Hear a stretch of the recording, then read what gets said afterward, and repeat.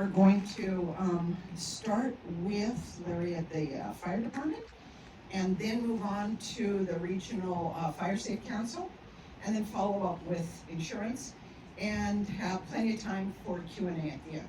Okay?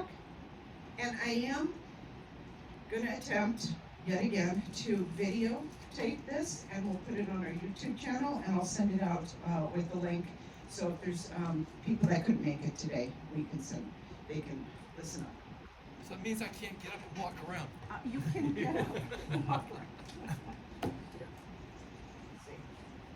Is that tied into the recording too, or you just? Oh, I don't know. Okay. I don't know. Can everyone hear me? Yes. Yes. But you got the clicker, right? I got the clicker. You got the clicker. Who can't hear me? Okay, everyone can hear me. I unfortunately I don't really like to use microphones but we'll attempt this. Good afternoon. My name is Larry Williams with the Ventura County Fire Department for the next 2 weeks. Literally. I will be retiring on the 18th. I'll be doing helping them with some stuff in my retiree days, but will not be doing this full time anymore after 35 plus years in fire prevention and about 46 and a half years with the department overall. I'm a lifelong resident of Ventura County, so I'm very familiar with how this county's developed and how we've been through a lot of disasters, whether it be fires, floods, earthquakes, and civil disobedience, not too much that. Anyways, my topic today, I'm trying to keep it within the time frame, is our fire risk and our hazard reduction. Where are we? Where have we been? And where are we going? And I see a lot of different people in this, as you've talked about who you represent and stuff. We have from the designers, from the homes, from the landscape. We have people from the city concerned about stuff. The supervisor's office, the assembly person's office. There's a lot of concern of what's happening in everything, and rightfully so. The big thing that I hope you all get out of this today, at least from our side, is what can you do to help make your community more fire resilient, mainly from wildfire. What can you do? Because the first thing we always want to consider is your life. That is the number one priority of our mission, is to protect life. And we need you to help take responsibility for your life. Next is, and then your neighbors. Next is your property.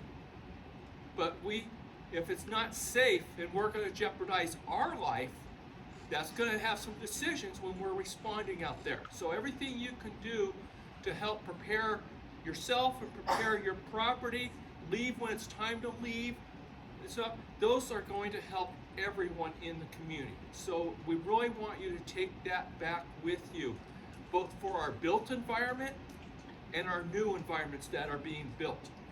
So we don't have the Thomas fires, the Woolsey fire, I'm talking about the ones here, the Mountain fire, Palisades, Eaton. That's just in our 2 counties here. When you look California-wise, our fires and what have been happening up and down the state over the last 8 to 9 years. They've gotten bigger. They've destroyed, taken more life, and they've taken and destroyed more homes. And it goes beyond just the homes. That affects the entire communities, people's livelihood. It affects the environment and what's been put into the environment. What are you going to do when it's over with? So everything we can do to reduce the effect of the fire, because they're going to happen. It's nature, they're going to happen. We can reduce the human start element, great. But fires are going to happen. What can we do to reduce that impact to you, your neighbors, your community, and our towns? We've got to make change, and it's going to be tough. And people are going to fight it, and they're not going to want to do it. But if we want to build better fire resilient communities, we need to take charge, and we need to do it together. and not wait for government to tell you you have to do it. We're doing it because we're reacting. We need to be more proactive into our communities. And that's what we're all about as far as the fire department, as far as the fire safe councils. How can insurance help? Because that's private industry's got some issues. So hopefully you'll hear some good stuff today. That's my little intro. And here we go. So, yep. Clicker. Yeah, I'm just gonna have to go with that. Okay, so mountain fire. I mean, this is the most recent one that we had. Those winds, same winds that they saw in the Palisades Eaton fire. You talk about, hey, where it was and stuff. You gotta remember, it started on the north side in the Somas area. Went down through the ranches, into the orchards and there. It jumped 2.5 miles across the 118 corridor in agricultural orchards and farm fields to a hillside, ignited in multiple spots, and then ran up into the community of Camarillo. We lost 182 homes on that fire. First small amount over in the Somas area and stuff, and then the rest was mainly the Camarillo area. That's how far those embers traveled to start that fire. It was almost like two separate fires. But if you remember the winds we had, and you remember what it looked like in the sky out there, as you could see in the pictures and stuff, if you take the damage assessment map of where all the structures were that were destroyed, starting from the point of origin and all the way down to 101 in Central, you'll see this looks like a river. Just this narrow strip, and that's where it was all going, a cube on the outside. We all hear about atmospheric rivers of the rain coming in. This was a fire atmospheric river of embers and what they can do. Well, it's important for us to take heed of that. 2.5 miles it jumped. And we've seen other times, where we've seen fires go. I've seen fires in my career, as I've a long time saying. In 78, fire went from Cane Dune Road to the ocean in 4 hours because it went across the hilltops and then filled in. So fire is huge out here. Mountain fire, time it started. Number of total structures includes some of the outbuildings. I like that bottom number, 0 deaths. We had 29 people killed in the Palisades and Eaton fire. We had 85 people killed in the Camp Fire 2018. We had a firefighter killed in the Thomas fire and another residence. We had a couple people killed in the Thomas fire. We had no loss of life on this fire, thank God. Picture that same fire in those narrow roads with single access in Camarillo. Look at the time that this was. Weekday, business, schools in session. Change that to PM. What do you think would have happened out there? We would have lost. I could honestly say we probably would have lost life. Dark, not to mention the smoke, the panic, more people up in the areas trying to get out. So it's really important. We dodged a big bullet there for that. And part of it is too, and I'll tell you, we had to make the decision when it jumped. Most of our resources were up on the Somas side. We weren't really down in the Camarillo side, but when it jumped, we had to start moving equipment that was coming in from all other areas of the state, and it takes time. The decision was made is abandon all attempts to put this fire out, abandon trying to save the structure, and let's get over there and try to get people evacuated and save life. We documented over 160 active rescues of people out of that community, which is why we didn't have any life loss. So these are things we all need to take back to how we can do better. The aftermath. I mean, you see the pictures, and you've seen enough of the other fires, so let's just sort of scroll through. There's the mountain fire. There's the Palisades fires, and that doesn't even do any justice to what the actual effects were during that fire and the embers that were going. There's the status on them. Again, bigger fire, structures destroyed, 6,800 plus, 9 people killed. That bottom number is the most important number that we're trying to keep to 0. The aftermath, it just looks like community was just wiped off the map.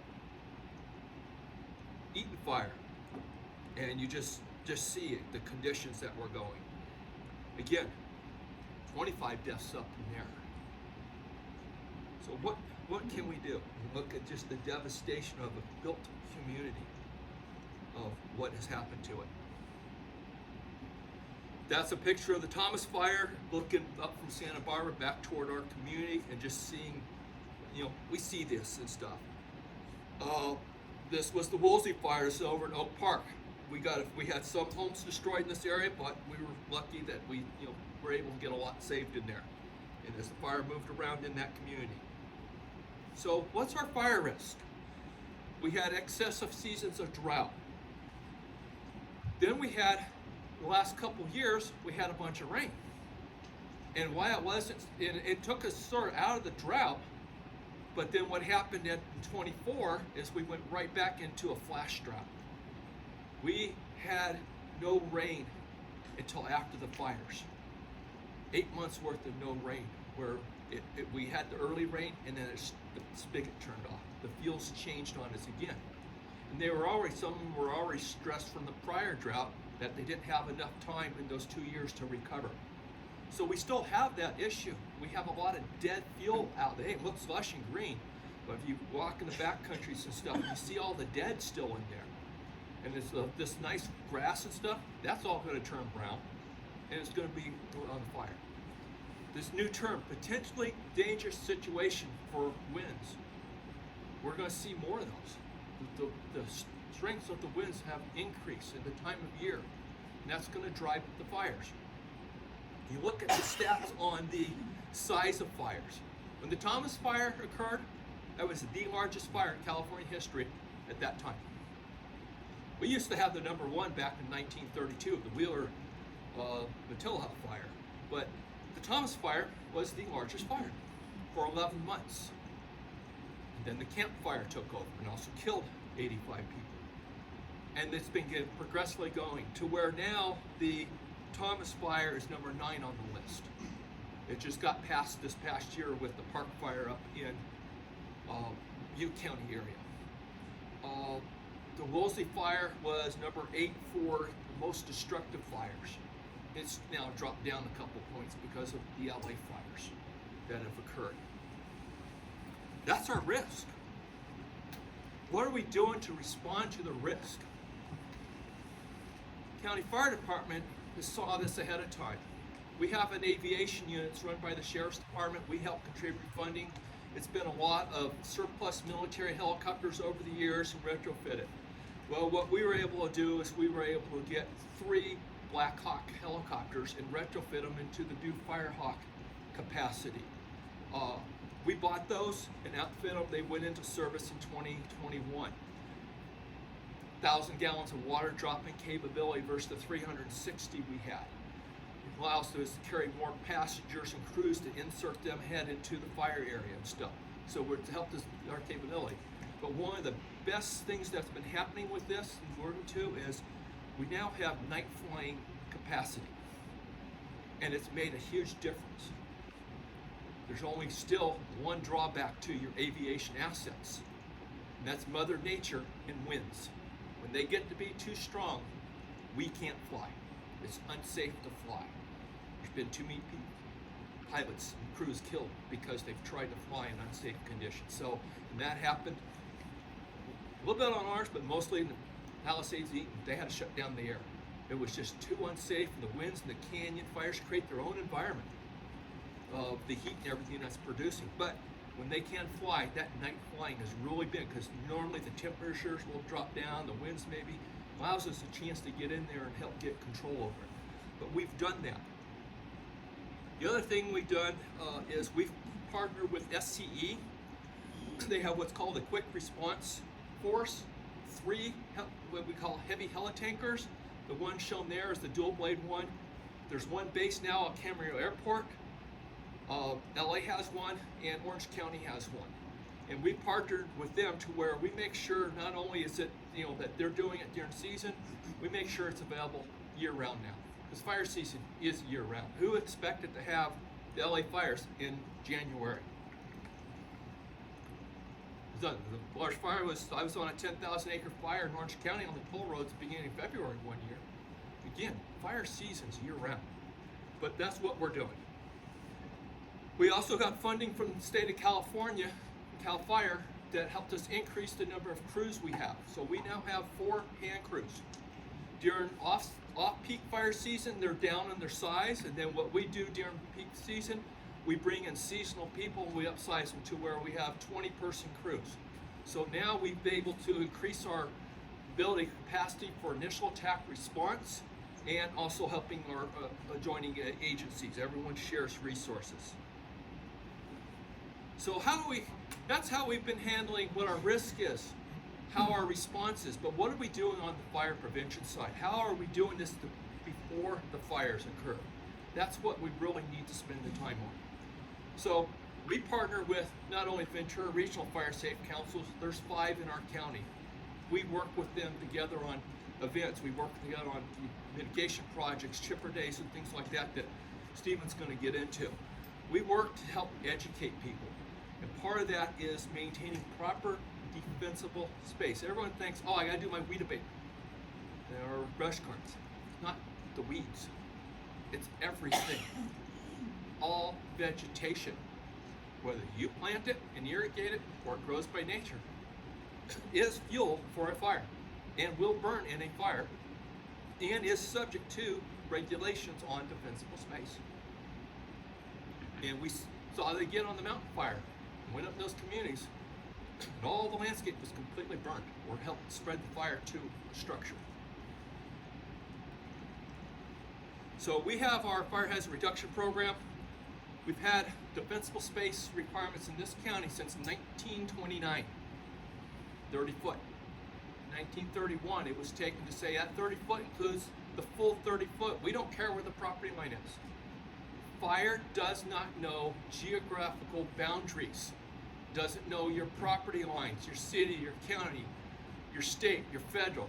Doesn't care about who owns it. Fire will burn where it's got fuels.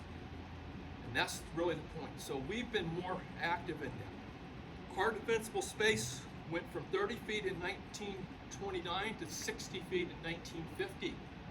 The state did not adopt a defensible space requirement until 1965 at 30 feet. 91 we went to 100 feet, which was the time of the Oakland fire. It killed 20 some odd people. And so we've been at 100 foot since then. A lot of people say, well, we need to go to 200 feet. LA County has it, LA City has it. That's great. Woolsey fire, we had about 250 structures in Ventura County jurisdictional area. The rest of those over 1,000 structures were in LA County with 200 foot brush clearance. It's not clear it further. The issue is the structure, what's up against it. That's where we have to concentrate our effort. We send notices to 18, it's actually this year, it'll be just over 19,000 parcels to do their fire hazard abatement. Mostly the rural areas or areas that got additional fuels near their homes. We have over 80,000 parcels subject to state law on defensible space. We're working on how to better educate our people because they don't know that they're subject to it. However, for those that get our notices, you think, boy, if you don't do it, we will do it for you. But we're over 99% compliance. 4 years ago, we had our lowest ever in the history. We did 5 parcels that we had to go do abatement. We average anywhere around 25 to 30 parcels a year, out of 18 to 19,000 parcels. Our constituents, our public, is aware, they know. We also have the hammer in case they don't. But we make every effort to reach out to them to get them to do the work. We don't want to do it. It's more costly for them, it takes more time from us. We could be better spent elsewhere if they would just get it done up front. Less time we have to spend on it. Brush clearance, good example, here's a house. And then it's afterwards. Of course, they don't have a lot of landscaping on that. There's a fire. This was Christmas night over in North Ranch, Westlake, or actually Lindero, or Lakeview Canyon in the community up there.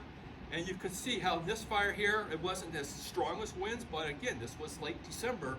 And it came down, and you can see where it skirted around the homes in there, because the homes, the 100 foot, just hit into the base of the mountain.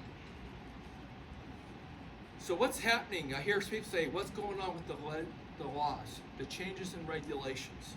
How many of you have heard of Zone 0? Okay. Defensible space is built into, normally it was 2 zones. Zone 1, Zone 2.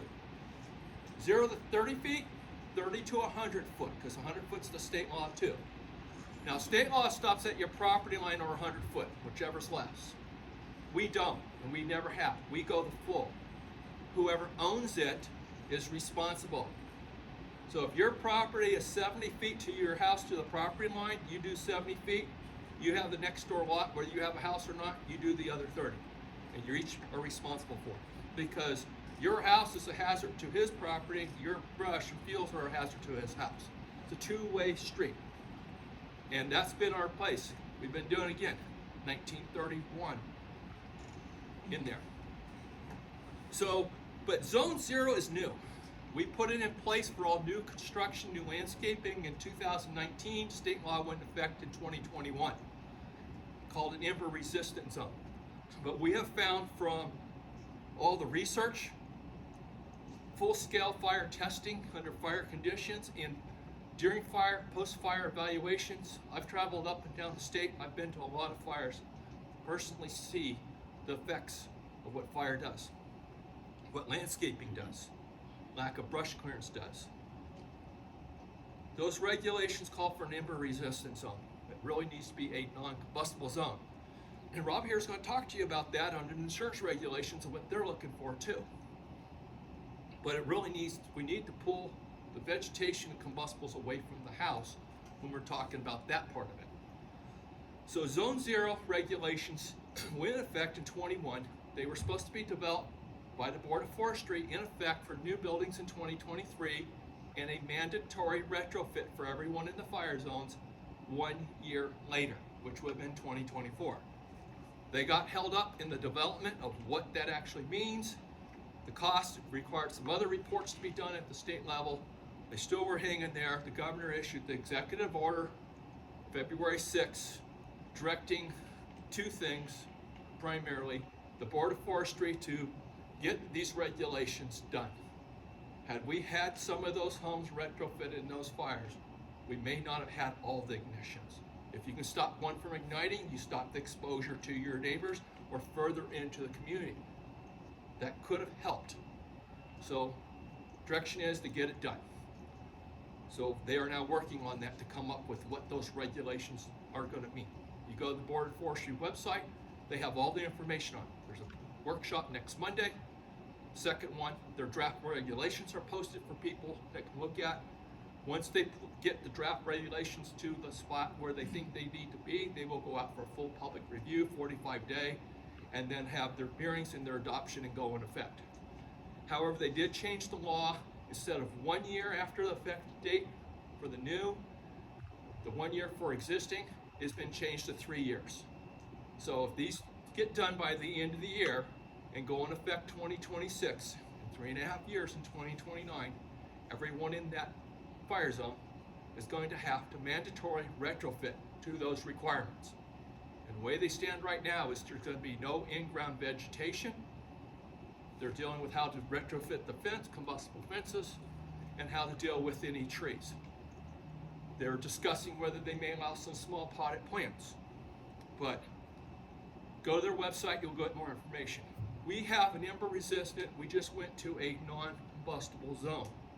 And the one thing I will need to take off on the bottom is we just had our first review. We looked at something because this just went into effect.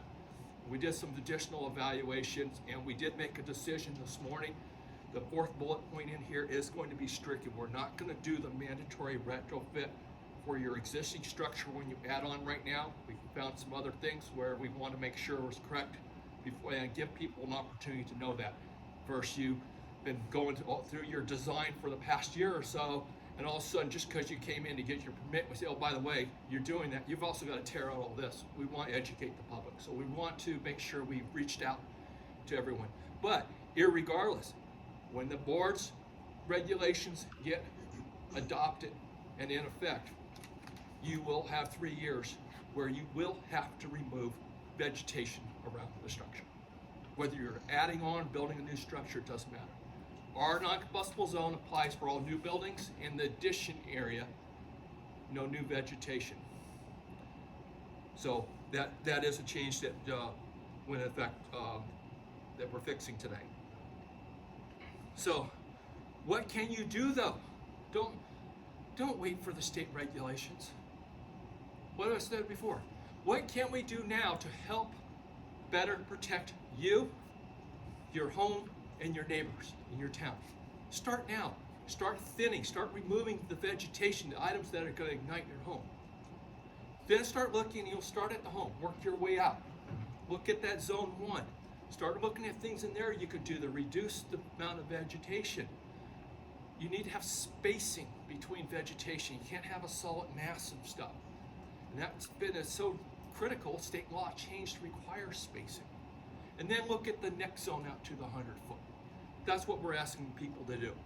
The other part that you could do, and there's the diagram showing your zones and working out. The other part you need to do, and Stephen's going to talk about that, is harden your home. The older homes built prior to 2010, make sure you have a Class A roof. Make sure your vents are retrofitted. Look at dual pane windows. Do things that you can. Look at if you have wood siding, maybe change it out. Do things you can to button up your home to stop the embers from getting in. He's going to play some videos that really show the effect of that. Ornamental landscape. Like I said, anything vegetative is subject to the regulations by law. Statutory law, again, says if you're in those fire zones, you have to provide defensible space. Whether you get a notice from the fire department or not, it's your obligation as a property owner to do that. What's wrong with this picture is look at how much of that ornamental landscape is right up against the structure, the windows. We need to start peeling it back. The whole paradigm of let's beautify it, screen it, and protect it is let's go low, and then as we get away, then maybe start going up with our vegetation. Again, I hate those Roman candles, those Italian cypress. Well, our chief hates them too. Put it this way, we have a concrete, we moved to Newbury Park, finally got it out of the airport, old dilapidated building, but we're in a nice corporate office building finally and everything, concrete and glass and stuff. We had 4 Italian cypresses around our building, and I got to watch the guy with the crew guy take the chainsaw and get rid of them. The chief said, yeah, we're actually going to all our fire department facilities. A lot of them say, hey, do as we tell, but we don't. Well, we're done. We're gonna do it. We're gonna do it ahead. We're starting with our facilities, so much a year in budgeting, but we're gonna start with those that are in fire zones, and we're gonna retrofit our facilities to meet Zone 0 and the rest of the landscaping in those zones. And we're going to do all of them, whether it's in the middle of the city or in the brush area. We're going to set the example of what the public also needs to do. So they can't point a finger at us, well, you're telling us to do it, but look at your place. We're going to protect, because that's your building too. You pay for that with taxpayer money. So we're going to set this example for everyone. Oh, I love that. Look at the scorch marks and the tree row and the vegetation. And you could just see, we saw pictures, grass burning, lawn. 0 zone. So what they've done here is they kicked it back from the structure. And there's a lot more products coming on the line to do some decorative art, ceramics, metal fencing, design type fencing. There's a lot of stuff coming on the market now to help people address this. Other than that one tree being a little too close up there, no new trees where the canopy's within 10 feet of the building. Not allowed. State code. And it's been our code even before the state adopted it. Let's talk about fencing. Combustible fencing, wood or vinyl. This was in Texas a couple years ago. Roadside start on a long field of grass on main highway. Burned across the field, hit the wood fences around this community, and started running the fence line. Look at the grass there in that backyard burning. Look at that wood fence. Look at the fire going to that shed. And look how it continued down that fencing and then got into the structures. I think the final toll was like 14 structures destroyed from a small little grass fire. Marshall, Colorado, a few years ago, in New Year's night, 1,000 structures from a prairie fire, 100-mile-an-hour gusts. It doesn't take a lot to get it going. It was track homes again too. Here's the testing they do about the fencing and the volatility of it. You can see when you have a break to that structure, how it will help keep it off the structure. And I got pictures from the mountain fire. Privacy hedge, fence, mulch, traveled the fence, went to the house, started blistering and defecting the house, cracked the dual pane windows and was starting to get into the eaves before someone was able to come by and hose it off and stop it. If they had not had firefighter intervention, that house would have been destroyed. 90% of the homes that ignite in a wildland fire will burn to the ground. Our goal is to not get that home to ignite. Hardening your home. Again, here's all the thing. I'm gonna let Stephen talk about that because I've talked a lot and I want to make sure everyone else has got time. They do assessments. Again, he'll talk about that. Everyone asked about the fire maps that just came out. And yes, they have increased the area. Ventura County, just the state area up in the hill areas, that area, the rezoning was done it affected April last year, over a 2-year project. We saw an increase in the very high zone, from 76% to 96%. Because a lot of it was miszoned in the mountain areas. That was taken care of there. But the local areas, your incorporated cities and the areas down in some of our buffer areas up against the wildland areas are what's considered the local areas. And they only had mapped the very high. Those last maps were done in 2010. They've now been updated and state law required them to also map the high and the moderate zone. So you have all 3 zones now. And we knew there would be an expansion of area. But we did not expect 108% expansion of the fire zones, including the new high and moderate in our county. We saw an increase in the very high, and then you have the high and moderate. Some of that very high got rezoned to high or moderate. Some of it actually got pulled back in a few areas, not many, but overall, we saw a greater increase. And that triggers a lot of things. Now, the map process, what happens with those? The state has issued them. We have, first of all, they're looking at the hazard, not the risk. Insurance companies deal with the risk. We're looking at the hazard over a period of time based on a lot of factors in there. The risk is what it can do when you have a fire.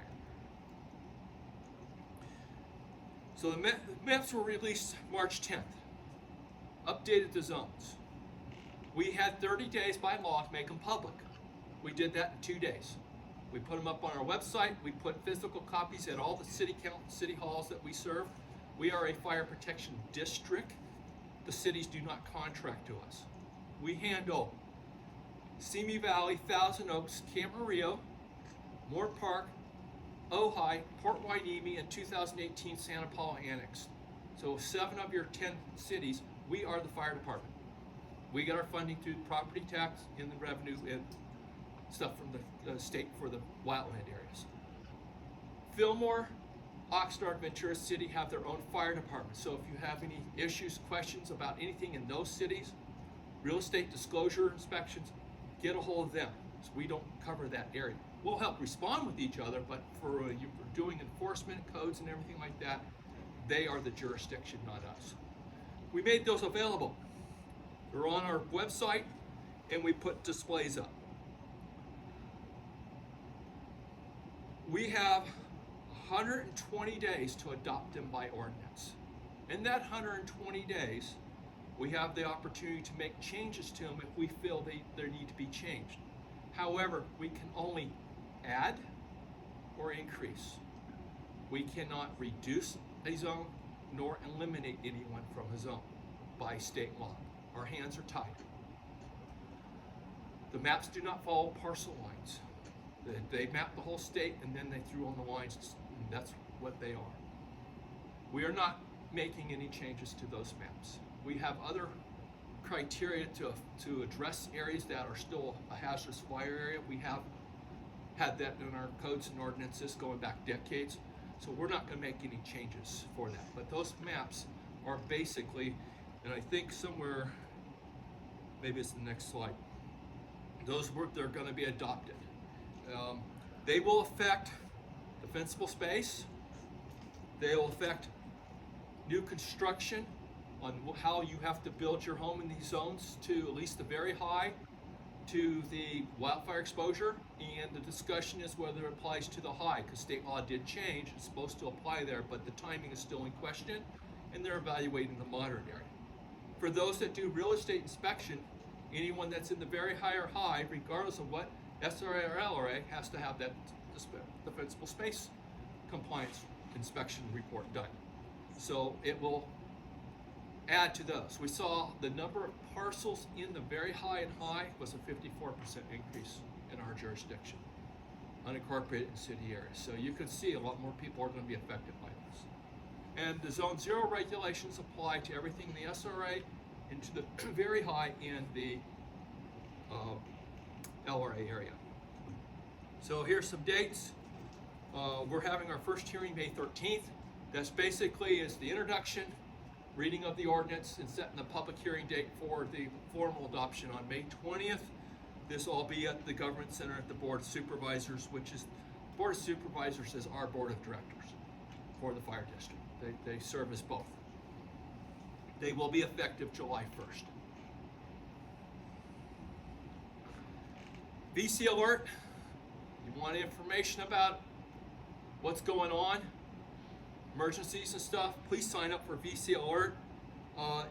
If you live near an adjoining county, like in the Oak Park area, some of the Conejo Valley, up to, near Santa Barbara, sign up for theirs too, because they may have something happening in their county that they're putting out that ends up coming into our county. So two's better than none. You get it on your phone. I get the alerts. It's real easy to sign up. Firewise, we're involved with Firewise. I'm going to leave that to Stephen and his thing, but just so you know, in 23 we had 2 Firewise communities in our county. We added 4 in 23 to make it 6, and we added 24 last year to make it 29 in our county. And there's a lot more that can be done, and it will help you with insurance that Rob will talk about. We had a workshop. It's all on our website. You can just go there to see where it is. I'm going to speed through this because I'm limited my time here. QR codes later if you want. We can get you that information. But just go to vcfd.org and you can find the other stuff is in there. We don't need all that stuff in there. And of course, the burning question issue right there. So I don't know, Karen, did we want to do questions after each presentation, or do the presentations and then do the questions at the end, because they could affect different topics that were... Do any of you have a question that would be specific to this and not lap over into insurance or perimeters and safety? I have a question about funding. Is that for this, or would that, I mean, are there going to be any, do you guys know, are there going to be any grant funding available to help people? He could talk a little bit about that through the Fire Safe Council and Firewise. The state is, there is already a pilot program for retrofitting homes in defensible space, and the goal is to take it statewide, but it's not there. There's a lot of hoops and things to go through to do. There's some tax issues that people got to, they're trying to get resolved, because you get that grant money and they're figuring about almost $40,000 a property so far. Well, of course the IRS says, oh, that's taxable income. So they're trying to get that resolved and everything too. But there is discussion with the Zone 0. How can they get future grants or funding availability to help people on that? So that's all I can say for grants. I will make it for those that are talking about landscape design and stuff. Our standards there, it's more restrictive than state law. We require landscape plans and stuff. Just be aware that the issue if you're doing additions, we're gonna display that to get some more information before and try to do a better outreach instead of, it was a good exercise. I mean, our intent is well there. We need to do it, but we want to make sure our public is also, we need the public to buy into this too. Even though the law is going to ultimately be there, that mandatorily requires it, we want to make sure we're not catching people off guard. And next thing you know, they're calling the supervisor's office or the assembly person's office. We want to make sure we work that they have good knowledge, so they're aware that, hey, if I want to do this project, this is the requirement, so that's what I need to do up front, so they can figure it into their planning, their expenses and stuff, because it's new, it's easy. You save money, you don't have to plant it. But if you're talking about taking stuff out, that can start getting costly because it's not just the vegetation. You may have irrigation systems and other things that you need to look at. So we had a nice discussion with a nice older couple yesterday and today, which brought some things to light. So we heard them loud and clear. They were very, and we went back and met with them today to let them know that we're pumping the brakes. Let's work out a few more things before we go full tilt. So we hear both sides, but ultimately it's good. As Assemblyperson Bennett said in his last town hall meeting, Zone 0 is coming. Be ready for it. And Zone 0 only applies to high and very high? It applies if you are in the state responsibility SRA area. It applies 100%. Doesn't matter what zone you're in, because they're all in a zone. In the LRA, it applies to the very high only right now. But I see that coming down the road, that they're probably going to expand into the high like they're doing for the building, because the two work together. For those that do real estate, when that goes into effect for existing in 3.5 years, you won't be able to actually get a compliance report that's required on that sale unless they've done the retrofit. So again, there's going to be a lot more education and knowledge of what's happening with this as we go down the road. With that, I need to let Stephen go. Thank you. You answered my question too about it going to just transactions, buy and sell. All right, we'll take a 1-minute stretch break or so while I get this set up. I know you were listening to Larry Williams for 30 to 40 minutes right after lunch in the afternoon. So we'll wake you up a little bit now. I gotta get my jabs in at Larry while he's still here. That's what you got for letting me go first.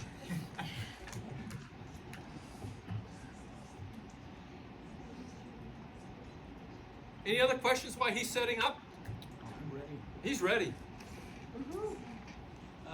Larry, in the zone 0 with the, we're not doing combustible fencing, but what about combustible header board between mulches and rock?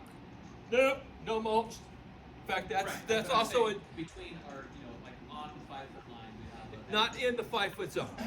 Keep it outside the 5 foot, and they actually got documentation during the Palisades fire of all the railroad timbers and everything else, and then we had it Mountain Fire, same thing.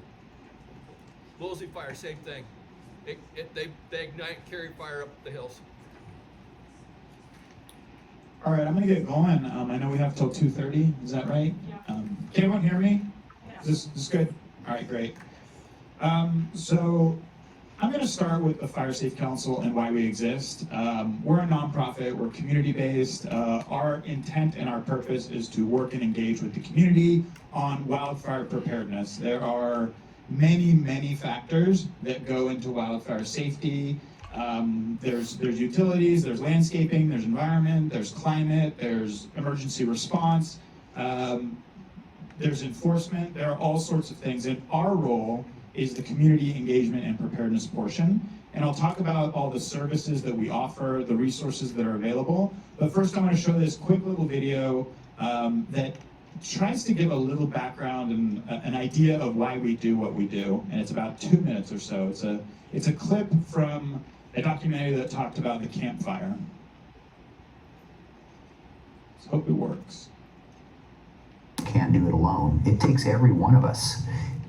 This might be the most important message we have for you. Even as we prepare, most of us have a lingering feeling when a catastrophe strikes, someone will be there to help. If we call 911, surely someone will come. But this is the blunt truth. Sometimes no one is coming. I'm not telling you this to scare you. I'm telling you this to help. In disasters, there is a numbers problem no civilization has ever solved. We're going to have an incident that you will not get a fire truck at your house to help you. You're going to have to help yourself, and you need to be prepared for it. We're going to try to help you, but we're going to run out of resources, and they're going to take a long time for them to come from Sacramento and Southern California. Law enforcement's not going to have enough officers. You need to understand and prepare your family for the fact of we're going to be impacted by a terrible event, and you are going to have to take care of yourself. And calling 911 is an option, but there's a good chance nobody's going to show up to help you just because of the magnitude of the incident. It's this. Let's say a disaster hits the Paradise Ridge. Then, let's assume every CAL FIRE engine and crew rush in to help, along with everyone from the Sheriff's Department. Then, let's add the 20 personnel from the Paradise Police, and a dozen ambulance crews, and every CHP officer in the county. Now, let's call out every fire engine in nearby Chico and Oroville, and everyone in the Chico and Oroville police departments. Being generous, that's 1,000 people. On the day of the campfire, over 52,000 people lived on the Paradise Ridge. Even with every single first responder in the county working at the top of their proficiency, there are tens of thousands who will need to self-evacuate without the aid of anyone. This is not because government cuts corners on disaster preparedness. It is not because first responders are not willing to risk their lives to save the day. It's because there are far more people than any town, city, or county can handle.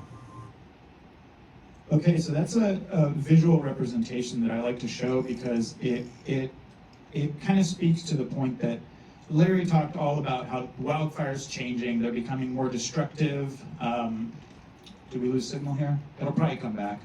And as a result, we need to have the community involved. We need to have the community engaged and prepared. Brett Reed, the fire marshal of Ventura City, I remember at one Ventura City Council meeting, he said that wildfire preparedness is a shared responsibility. We all are in it together. We have to work together in order to be safer from wildfire. So were any of you at Assemblymember Bennett's town hall a few weeks back? Okay, great. So I want to start by kind of engaging you all and asking, have any of you before today heard about fire safe councils? Raise your hands. Okay, all right. How about FireWise USA communities? Fire adapted communities? Fire risk reduction community? All right, it's confusing, and by the end of us all speaking, it'll be clear as mud, but at least I'll talk a little bit about Fire Safe Council and FireWise USA. So we have 5 Fire Safe Councils in Ventura County. We are the Ventura Regional Fire Safe Council, and we cover the entire county and the areas that aren't covered by other Fire Safe Councils. We work in partnership with each of these Fire Safe Councils to provide the services necessary for the communities that we serve. I'll talk about our programs in just a second, but I will say that in a nutshell, Fire Safe Councils are typically nonprofits that meet the needs of wildfire preparedness in their community. And that can look different for each community based on those specific needs. So a little bit about us. We were formed in 2009. A bunch of ranchers, farmers got together and wanted to do something about the wildfire problem. Since then, we've grown pretty tremendously. Just 4 years ago, we had 2 staff. Now we're up to 9, and a volunteer board of 10, and hoping to really make more of an impact and make a difference in Ventura County because it's really needed. And we're seeing this with Mountain Fire, with Palisades, with Eaton, that as amazing of fire departments that we have, they can't be everywhere at once. We have to chip in a little bit. So this is a brief little snapshot of our programs, Ventura Regional Fire Safe Council. I'll touch a little bit on home hardening and Firewise primarily, but right now I want to give a quick shout out to our chipping program. Right now, as we speak in Santa Paula, we have Ventura County Fire Department volunteering their crew and chipper with us, who organized a chipper event in Santa Paula. And what does that look like? Essentially, residents in Santa Paula can do their weed abatement, do their brush clearance, put that on the side of the road, we come along and chip it up. So it makes it really easy for people to be involved and do the work that's necessary for wildfire safety. And that's just a small component. There are many things that go into wildfire safety, but if we can touch a little bit of things here and there, it does make a difference and makes it easier to engage the community. It's also a gateway into our other programs and information and education. And all of our programs and services are no cost to the community and the residents. Okay, so every time there's a major fire, how many of you see these newspaper articles about miracle homes, right? There's always these miracle homes that are present in every major fire. The Lahaina one was probably one of the most well-known ones of just this miracle home. And more often than not, these can be explained. And the explanation is often home hardening, whether it's intentional or not intentional. The Lahaina home, it was unintentional. They didn't mean to do it for home hardening purposes, but it happened naturally with them redesigning that home. So essentially what I'm saying is that we can actively reduce our risk of homes burning down. We can reduce the spread of fire. When we're looking at a large community, the most important part of this home hardening, it's not just for each individual home, it stops the spread. So that the embers that come in, it will stop them from igniting the structure, which will allow the fire department to battle the fire more effectively because it's slower as the spread doesn't jump and leapfrog as much as we're seeing these days. And I'll go into more detail about what home hardening looks like, what we can do, and about our program where we can send our assessors out to people's property and do about a 1-hour inspection with them, 30 minutes, and give them a report where they'll have geotagged little, what do we call them, discoveries that they can look at and work on and report that I've done this, and they can send in pictures. And it's kind of a guide of the things that they can do on their home and their property to reduce their wildfire risk. And it's all free. We have one of our assessors right in the back there, Max Young, and he may answer some of the questions because I'm the executive director. I guess I didn't introduce myself. Stephen Watson, executive director. Master of all, or jack of all trades, master of none. So people like Max are ones who can answer more of those detailed questions on home hardening. So here's another little video. For those of you, have any of you heard of the Insurance Institute for Business and Home Safety? Well, they're a really great resource. I would recommend looking them up after this, IBHS for short. They have what's called a Wildfire Prepared Home certification, and that is essentially what insurance companies are looking at as the gold standard for what it means to have a home that is prepared for wildfire. And we've even seen, I probably shouldn't name exact insurance companies, but we've seen them put out letters to residents saying, if you don't get a wildfire prepared home by this date, we're going to drop you. And so this is something to keep an eye on and beware of. And they have tons of videos. IBHS has massive facility that can replicate wildfires, 60, 80 mile an hour winds with just tons of fans, and they shoot embers at these model properties to try and see what is wildfire resilient and what isn't. So here's a quick video of a demo where they sometimes go around and show the difference between a wildfire prepared home and one that's not wildfire prepared. And you'll see some of the stuff that Larry was talking about with Zone 0. You'll see the one on the, is it right for you guys? Right, it's right for me as well. The Zone 0 here, on the right side is buttoned up, where on the left it's not. So in this example, they've got a few guys that just do little drip torches and ignite the embers primarily, or the mulch primarily, and we'll see what happens with that. Normally they have these fans going, but it was a windy enough day that they didn't have to put the fans. And also this vegetation, I heard from the director there that they bought this vegetation the same day, so they were concerned it was so watered and so heavily watered that it wouldn't ignite, but you'll see what happens in about 16 minutes, this one on the left. And this is just from igniting the mulch.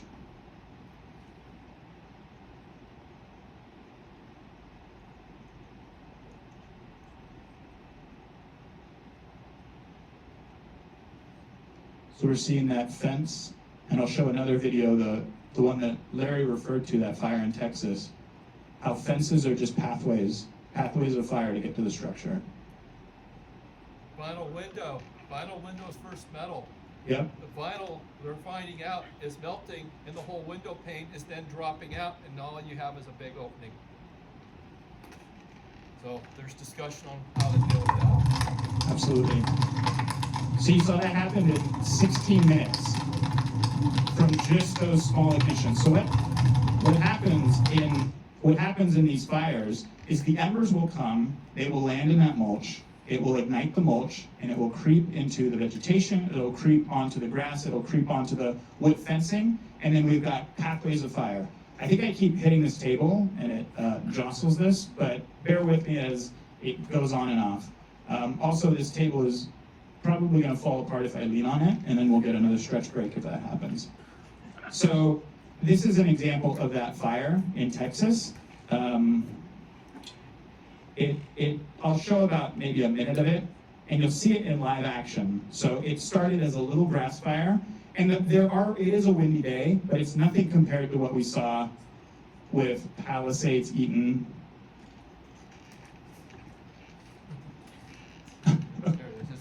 We're good? Okay. And you'll see the fire, he showed the picture of that. It's creeping along the fence.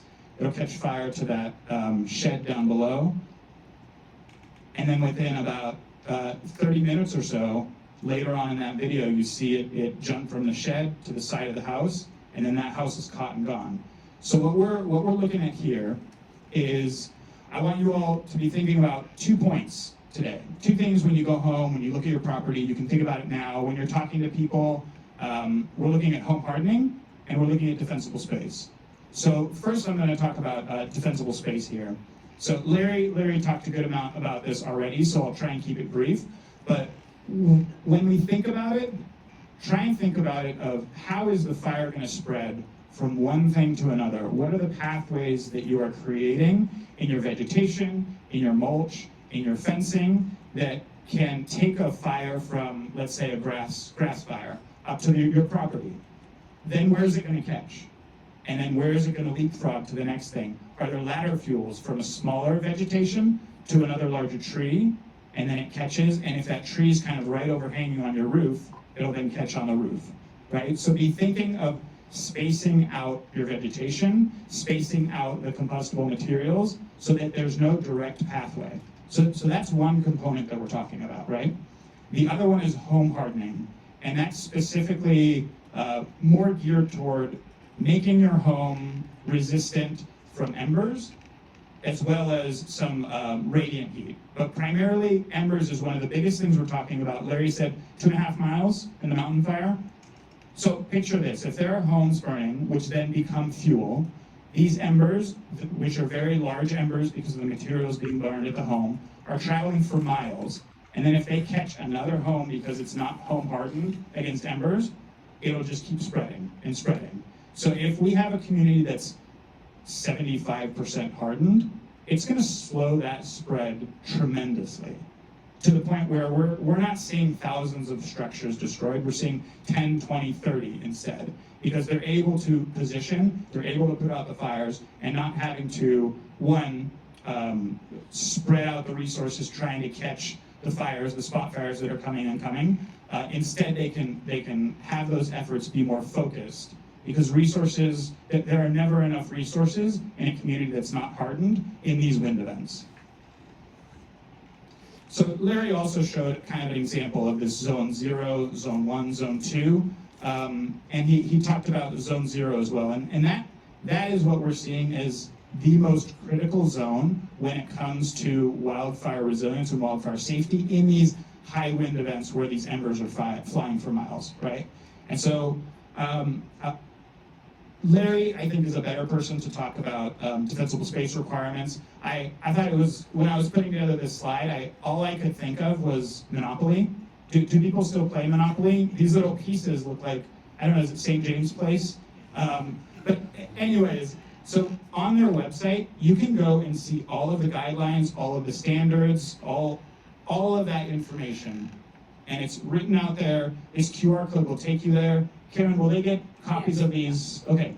And then at that bottom, there's that link to their fire hazard reduction program. Community Wildfire Preparedness Division, the that used to be FHRP, that's our annual defensible space program stuff. So they just changed their name, but that will still get you to that that website that gives you all the information you can need. There are tons of links as well. This is something that will also be in one of their links that'll show you kind of the differences of what you need to be doing for defensible space. And it talks about slope on that right column, the horizontal spacing needed. If there's a 40% slope, for example, the ground cover, you space it out 6 times the maximum height for the ground cover. So it gives you an idea of slope, it gives you an idea of the requirements just in general. So I encourage you all to kind of explore more about this through their website. So for home hardening, we look at a lot of different components that go into structural weaknesses, resilient features. When Max goes out and does an assessment, he brings his iPad, his software, and literally points out everything, whether it's siding, windows, fences, vents, screens, and there are roof, as Larry mentioned, roofing. Most in Ventura County do meet the requirements, Chapter 7A, and it's rare that we'll see kind of a wood roof in Ventura County. But I guess pop quiz for the screening on your vents. Do you know the size of the screening? So 1/4, 1/8, 1/16. Anyone know for sure? Raise your hand if you know for sure. All right, so what is being recommended is 1/8 or 1/16. So 1/4, the size of the screening for that is gonna let embers get into those vents. It's gonna get into your attic, it's gonna light something that's in your attic, it's gonna really pose a risk to your home and your structure. And that's just one small little thing that is a relatively easy fix, just getting a 1/8 or 1/16 mesh screening. And I will put the caveat that there is some concern about 1/16 when it comes to airflow. Ventura County has more of a temperate climate, but I do want to always say that talk to a contractor, make sure you're working with a licensed contractor when getting that mesh screen installed, just to be safe, right? So other things we're talking about are eaves. If your eaves are enclosed or unenclosed, if you have cracks in your siding, if you can fit your finger into a crack or a hole, then an ember will get in there too. So essentially what we're trying to do is stop areas where embers can accumulate, or even where vegetation, leaves, leaf litter can start to build up. Birds' nests. Birds will build a little nest and then it'll ignite when the embers come in. So the little pigeonholes, the tile roofs, you'll see that some of it's kind of filled in on there and others not, right? And then there are many different types of vents too. Some more expensive than others that will have more wildfire resilience. But the main thing to think about with vents is the screening, for sure. So here's another example of some of the screening. So this is an actual picture that one of our assessors took. You can see a little mouse. I don't know if you can see it there, but if a mouse can get through your vent, then embers are definitely getting in. So combustible, we talk about zone 0. Combustible materials in zone 0, we're not talking just about vegetation. We're talking about patio furniture, cushions, doormats, things like that. And we know that it's probably never gonna happen where people completely remove patio furniture.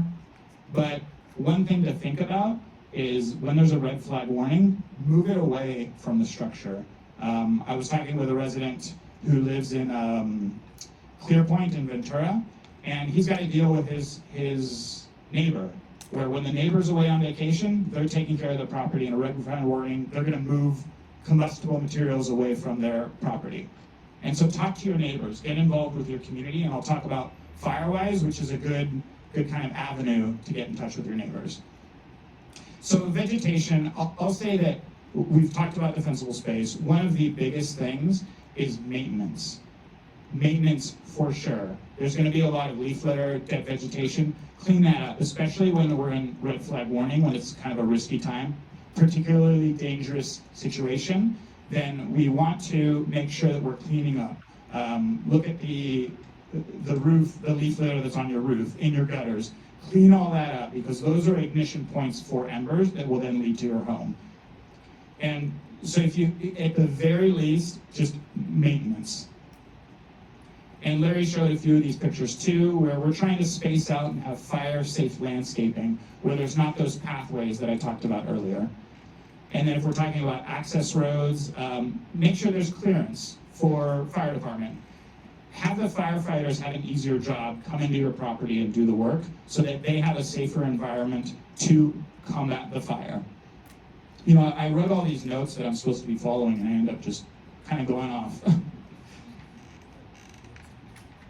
So I want to talk about another, one of you mentioned over here, are there any programs available for residents to get this help? So we have what's called a resident grant program, and every now and then we will open up cycles based on the funding available to provide help to residents who are particularly vulnerable if a wildfire were to come through. So what that means is that there are many things that go into vulnerability, one of them being the ability to rebuild if a fire were to come through their area. So we try to prioritize those who are most vulnerable and can't do the work themselves. Here's an example of, you know, defensible space assistance that we've done. Last year, 2024, we spent about a little over $200,000 for direct assistance when it comes to defensible space on vulnerable homes. I think it ended up being around 142 parcels that we assisted, and those are typically seniors, lower income residents who really need that help to get the work done. And then here's another example of a kind of home hardening measure that we did. This is the Zone 0 we're talking about. This is a prime example of, we'll see on the left, there's this vegetation right under that vinyl window. It's gonna dry out in these wind events. It'll catch fire with an ember, ignite, and then we're gonna see that window is gonna give way eventually because of that radiant heat and direct flame heat. In this one on the right, we've kind of removed that obstacle here. The embers don't have anything to catch onto to catch fire to then cause risk to that window and open up the home for ignition. And I'll say that one of the major challenges I think that we are facing and we will face when it comes to Zone 0 and this enforcement is aesthetics, honestly. And I was glad to hear that we have some landscapers and builders and contractors in the room, because one of the things that we want to do is educate and work with landscapers to provide some aesthetically pleasing examples that residents can really get behind, because people are very attached to their vegetation right up against their property. They're attached to the bougainvillea, they're attached to all these things that they think make their home more beautiful, right? And if we can provide some tangible examples of good-looking Zone 0s, I think that that will ease that cultural shift that is going to be required at some point. And change is hard. It's also costly, which is why I really appreciate that question, because we need to be thinking about how we can incentivize homeowners and residents to do this work. And I know that our Fire Safety Council isn't going to do it alone, so I want to be working with all of you in this room, local cities, governments, because there are things that have to be done to incentivize, and maybe insurance is another component of how we incentivize people to do this type of work. All right, so the other program that we offer that is really taken off, and Larry mentioned we went from 2 Firewise communities to 29 just in a couple of years, is the Firewise USA program. This is a nationally recognized program.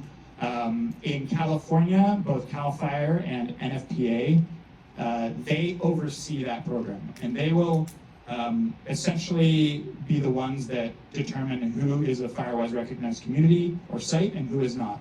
Our role in this is to assist communities on the education and the information as to how they can become recognized. So it's primarily a resident-driven grassroots effort, but we can support them on their journey through this. So what's the point?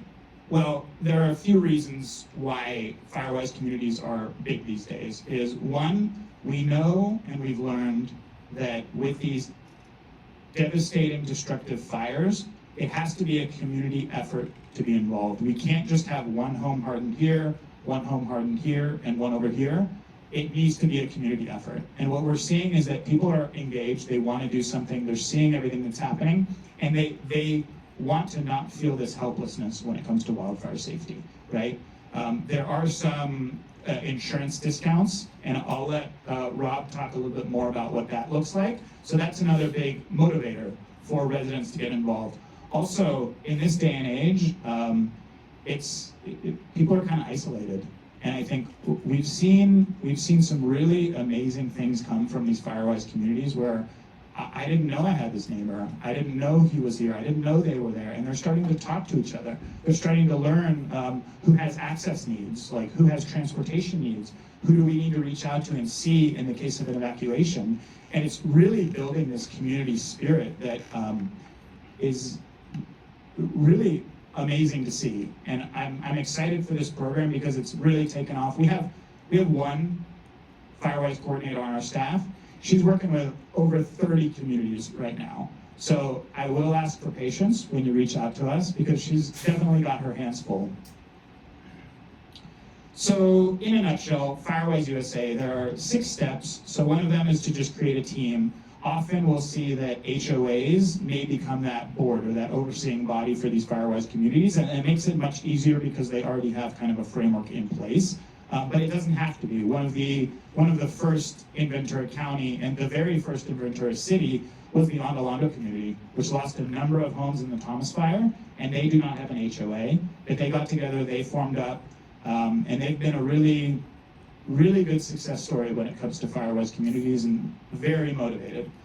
And then there's a risk assessment that you do. We have what's called a RAP workshop, Risk Assessment and Action Plan Workshop.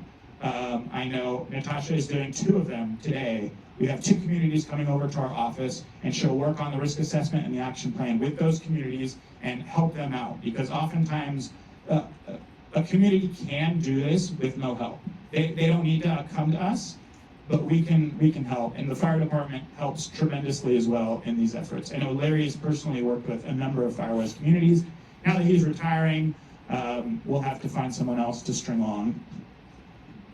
And then they also have to be tracking their time and involvement with these and reporting them. So typically it's what's required is 1 hour per dwelling unit in that community. So if there's 100 dwelling units in this Firewise community, per year they're required to show or track 1 hour of investment, and that can be monetary at $30, like the volunteer rate. So if you have a project, most people, if there's a landscaper, an HOA using a landscaper, they spend way more than that in a year. So it's a relatively low bar for people to meet. And it doesn't mean that every home has to report 1 hour. 10 homes can report enough to cover the entire community. So it doesn't have to be everyone involved, but we try and push for that as much as possible. And then we'll assist with, an outreach event, maybe a presentation, and then it's just applying. So it's a relatively simple process, and we have monthly Firewise workshops that are virtual the 3rd Friday of every month at 1 p.m. So we have one coming up 2 weeks, next week. I'm not sure what day it is anymore. But. So if you go to our website, when you get these slides, every single slide has something at the bottom, a little link to the specific program. And you'll be able to learn more, the frequently asked questions, where to sign up, and the workshops, etc. And I mentioned a little bit our role in Firewise. The residents, they essentially lead this effort, and we're there to assist them as needed. We also have limited funding. Once the communities get recognized, they have an action plan that's been approved by CAL FIRE and FPA. We can fund some of those things in their action plan. For example, a chipper event, or we've bought mesh screening, the 1/16 mesh screening for a community to get that installed on their properties. Some have yard signs that talk about like home assessments, and every community is able to apply for something that is specifically written in their action plan. That is a program we're very excited about because it really encourages that participation and incentivizes that participation as well. And the fire department helps out with risk assessment as well as just supporting in general, answering questions.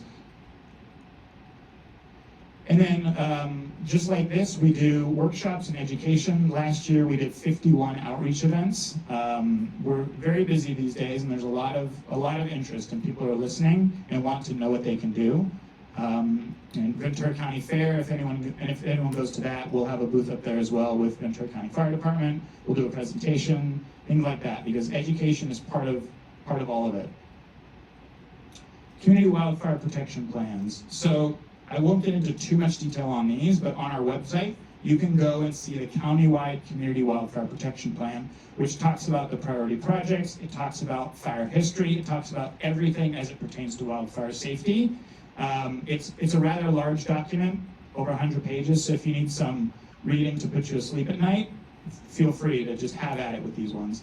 And then there are a bunch of other local plans, Piru, Fillmore, Santa Paula, Oak Park, Bell Canyon, and a number of others that we'll be working on to enhance and increase more of, to try and really have these priority projects that have been listed met. And then Larry talked about the Ready, Set, Go. We have some resources in the back. There's a little card about the Ready, Set, Go VC Alert. Feel free to take one, sign up. And then I have another pop quiz. Does anyone here know how to open and close their garage door when there's no power? Okay, good. That's something we really want people to do, because if you open your garage door and are evacuating and leave it open, embers are going right in there and your home's compromised. So be thinking about all those little things as well. And then something that's come up a lot lately is external sprinkler systems. We've probably all heard about that with the LA fires and the effectiveness. I will recommend that anyone who wants to learn more about this, IDHS put out a paper. It's short, it's 6 pages or so, a white paper just talking about this. And the main thing I want to leave with everyone is don't rely on these external sprinkler systems as your only source of defense in a wildfire. We have these passive measures with home hardening and defensible space that are much more effective, and it's kind of a similar story to staying and defend. You know, if you're staying and defending but you haven't done any home hardening measures, why take that risk? The home hardening measures have been proven, scientifically proven, to be effective, and you don't have to be there for them to be effective. And on the back there's a QR code for this paper as well, through IDHS.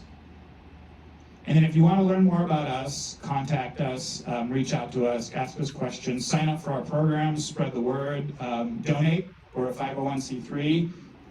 Almost all of our funding is grant funded, so we often have very specific things that we can work on and do, and it's rare that we'll get flexible funding to be able to be nimble and address something right away. If we've had residents who call about, you know, a dying tree in a certain area, and we want to be able to take care of it right away. Sometimes we don't have that grant funding to do it.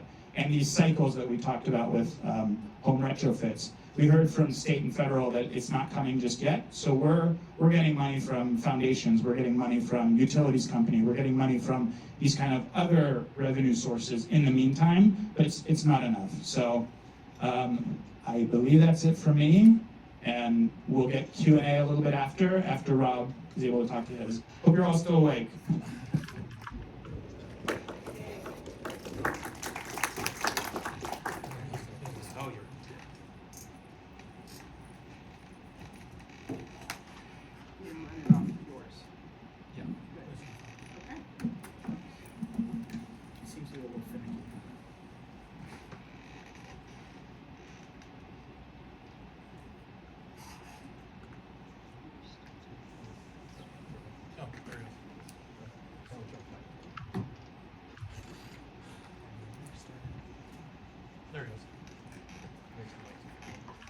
Okay, so my name is Rob Obidoza. I am the Department of Insurance lead for parts of Los Angeles, Ventura County, Santa Barbara County, as well as along the California coast, including the Palisades and Malibu. And I'm here to talk about the insurance perspective as far as wildfire resistance and wildfire preparedness. So, you know, like Stephen has said, there's been a heightened interest of wildfire preparedness and wildfire mitigation in neighborhoods across the state. And, you know, after seeing what's been happening in the Palisades and the Altadena area and other areas affected by Southern California, everyone is looking to those areas and seeing, you know, how can we make sure that our homes are fire safe, our homes are resilient, and to make sure that we are prepared in the case of disaster. So, from the insurance perspective, so just a little heads up that there's a wildfire tracker claims tracker on our website, kind of tracking what the insurance costs of these fires in Southern California has cost. And as of last month, over 27,000 claims have at least been partially paid, which amounts to at least $12 billion in claims paid to date, on an average of $435 per claim average paid. And that money is going towards housing, for helping people replace the things that they've lost, start the rebuilding process. And that $12.1 billion, again, it's still really early in the rebuilding process. Homes haven't even begun to start building back up. They're still clearing out all the debris. So that number, of course, is going to continue to skyrocket as time goes on. And, you know, our focus right now at the Department of Insurance is making sure that those affected by the wildfires have been getting the help that they need to get in contact with their insurance companies, to be able to go through the claims process and file complaints on their insurance company if they need to do so. We also hosted insurance workshops for people to get direct help from their insurance carriers, to update the status on their claims, as well as even walk away from those insurance workshops with checks in hand to start the rebuilding process, you know, soon after those wildfires. But I also want to mention a couple of emergency actions that the Department of Insurance took after the area was declared a state of emergency, because a lot of this also applies to the mountain fire, which was also declared a state of emergency back in November. And that includes what's called the insurance moratorium. So after the governor declared the area a state of emergency, the commissioner has the power to declare an insurance moratorium, which would protect residential policies from cancellation or non-renewals for at least 1 year. And again, because the mountain fire was also declared a national or a state of emergency, that insurance moratorium is also applicable for those areas that were affected by the mountain fire, but also the adjacent areas as well. So until November, those areas in Ventura County that were part of that mountain fire or adjacent to it, you're protected from non-renewals or cancellations for this point. So in this time, this gives you some time before that moratorium expires to make improvements to your home, to do wildfire mitigation, see what changes you can do, so that once that moratorium expires, when a lot of insurance companies are starting to, will most likely start implementing non-renewals again, that you don't become part of that process. In addition to that, additional living expenses are typically need to be paid by insurance carriers in the event of a disaster. So for those that have gone through the mountain fire, if they are still in the process of rebuilding and stuff, the insurance carriers should still continue paying those living expenses. Same thing with contents coverage. We know that many structures were lost in the mountain fire as well, and insurance companies are required to pay out at least a portion of your contents coverage without an itemized list.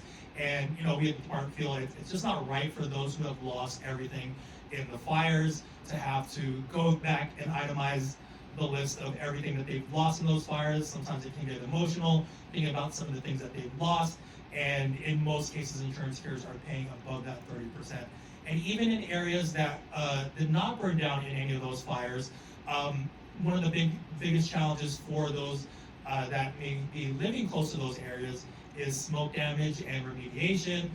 There's been a lot of talk about insurance companies not properly testing or cleaning smoke damage as a result of just being next or near the area of a wildfire, and all insurance carriers are legally obligated to investigate that properly. Now, let's talk about California's insurance market and some of the changes that are going to be coming up, and some of the things that homeowners can do to improve their insurability in the insurance market. So, as of 2023, so we have updated these stats just yet, but as of 2023, 12 of the largest companies in the state write 85% of California's homeowners insurance market. And these are the common names that you've heard: State Farm, AAA, Allstate, Mercury Insurance, and so forth.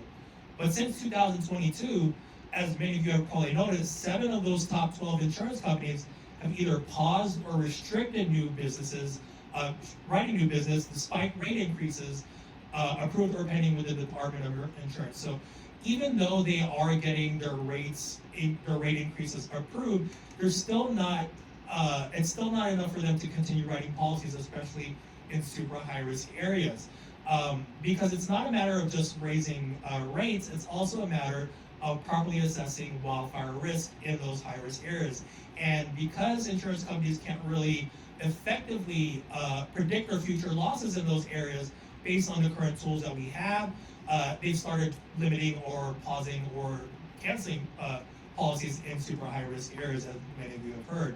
And as insurance carriers contract from the market and only, in order to continue protecting the insurance policies that are already on their books, we're seeing more and more homeowners, we're seeing more and more real estate sales having to turn to the California Fair Plan. And the California Fair Plan is the insurance of last resort, essentially, where it's initially designed for super high risk properties that cannot find insurance anywhere else. And as those insurance options start to shrink, then more and more people are turning onto the Fair Plan. And with the Fair Plan, you're really paying more for less coverage, because as I mentioned, the Fair Plan is taking on some of the highest risk properties in the state. And the more of those properties that they cover under risk, they're going to have to charge more for those premiums because their risk is a lot higher than especially of some of the other companies that are out there. And a growing Fair Plan is a problem because they have grown exponentially in the past couple of years as those insurance options have gone up. And that's been a huge problem in the California insurance market. Our goal is to get people off of the Fair Plan, back into the open insurance market, but that's not going to happen without some change, which we're going to talk about in just a second. So basically the emphasis for insurability, and this has been reiterated throughout today's presentations with Larry and Stephen as well, is that wildfire and home mitigation process. And a couple years ago, the insurance department implemented what are called the Safer from Wildfires regulations, which is basically a collection of improvements that homeowners can take upon to reduce their wildfire risk and also increase their insurance availability, while also providing guaranteed discounts for those homeowners who have been applying some of these regulations. And a lot of these are the things that Stephen and Larry have already been talking about. Also, by following these Safer from Wildfire regulations, like I said, it reduces the wildfire risk to your property, which is the biggest thing that insurance companies are looking at, but it also provides transparency in the wildfire risk score process. So the wildfire risk score is kind of like a credit score, where basically insurance companies assign that wildfire risk score for each property and determine its insurability based on that property's wildfire risk. And right now, consumers can ask their insurer for those wildfire risk scores so they can communicate with their insurance company, make adjustments as needed, improve that wildfire risk score, and help improve their insurability. Now, again, these Safer from Wildfire regulations basically outlines a lot of the things that have already been discussed, which includes having the proper Class A fire rated roof, that important 5-foot ember resistant zone, that is zone 0 around your structure, which includes all the fencing, having non-combustible 6 inches at the bottom of your exterior walls, ember and fire resistant vents, double pane windows or added shutters, and having enclosed eaves.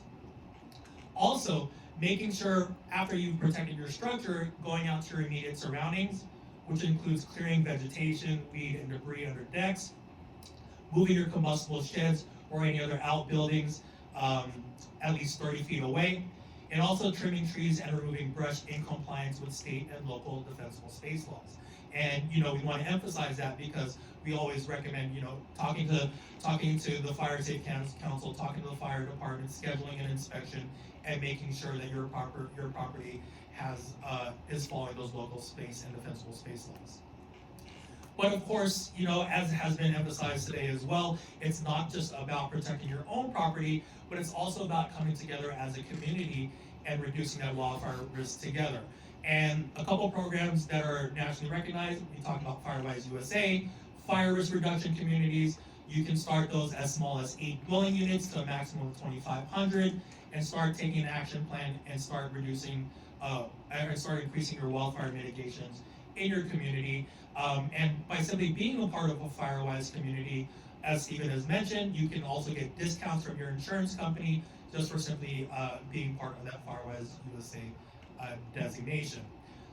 And for each of those bullet points I was just mentioned in those 3 slides, your insurance company is required to give you discounts for having each one of those applied to your property. So for those of you who may have already have the proper roof and the proper vents and stuff, make sure to talk to your insurance company. They're required to do that. Each one gives a different percentage depending on which company, but they are required, especially if they're an admitted carrier in the state of California. Sometimes we'll get questions from owners saying, I talked to them about my discounts. They said they've never heard of anything before. Come talk to us. We're the state regulatory agency for the department for all insurance companies. We can look into your claim and help you figure that out with your insurance company.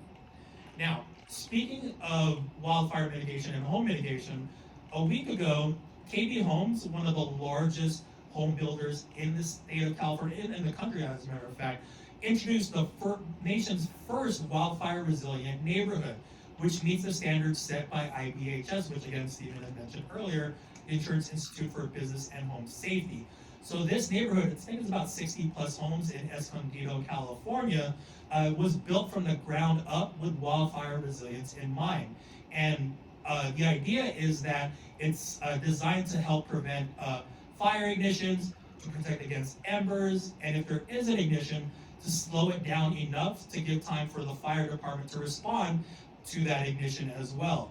And as everyone starts to take lessons learned from the Palisades and Altadena and other fires in Southern California, and keeps an eye on how those areas are going to be rebuilt with fire safety in mind, neighborhoods like this are going to start popping up all across the country to improve that wildfire mitigation in those neighborhoods from the ground up, but also increase insurability as well.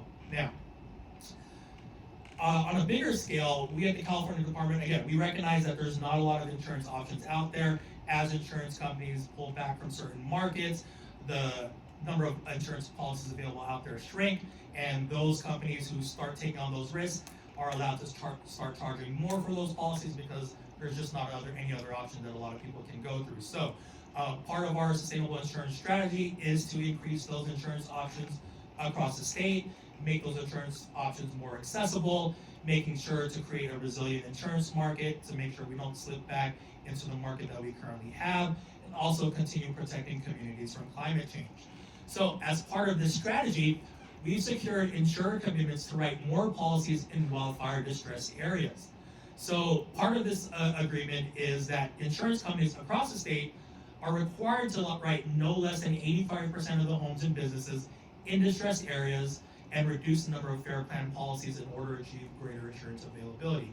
And we base those distressed areas especially on some of those updated CAL FIRE maps, which includes Ventura County as a priority for those insurance companies to come back and write more policies in those areas again. In exchange for those companies to agree to write more policies, we introduced new climate risk management tools for them to use, which have been used across the country that haven't been implemented in California before, to make sure that they're able to properly assess risk and they're able to properly address their future losses and provide those insurance policies again. But also, although the goal is to move people off of the FAIR plan, we want people to still have that as a viable option, because frankly, there's still going to be homes that are out there that just can't get insurance anywhere else, even when the insurance market opens back up. So we're continuing to make improvements on the FAIR plan, making sure it's financially solvent, and most recently to improve commercial coverage.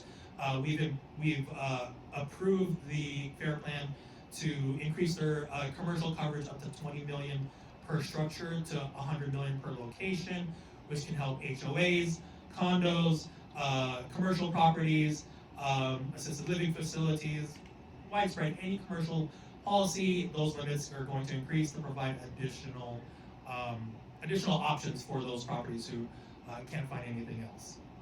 Now, on the bigger scale, even bigger scale, statewide scale, there's a couple, after these fires in Southern California, a lot of the state legislators have taken action and proposed legislation to help California and residents in California become more safe and reduce that risk of wildfire, which again is the heart of the matter in the insurance market. And I think somebody earlier asked about grants and funding towards wildfire mitigation, and the first bill that I want to talk about is the California Safe Homes Act. This is Assembly Bill 888, sponsored by Assemblymember Lisa Calderon.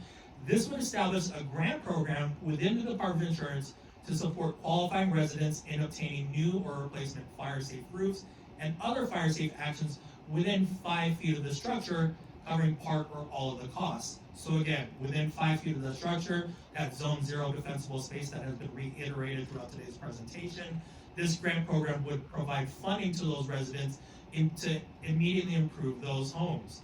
And there's a similar program out there right now for earthquake retrofit. I think it's called the Brace and Bolt program, which you can apply for online as well for earthquake retrofitting. This would work a similar way if this Assembly bill is passed. We talked about the importance of home inspections and having the fire department or your fire safe council come out and take a look. Larry had mentioned, Ventura County had these standards a long time ago, and a lot of those were being adopted by the state later on. The California Community Fire Hardening Commission Act would create a statewide wildfire safety commission designed to develop a more effective inspection system to enable residents to receive insurance discounts and improve wildfire safety in communities. Senate Bill 616, sponsored by Senators Susan Rubio, Dave Cortez, and Henry Stern.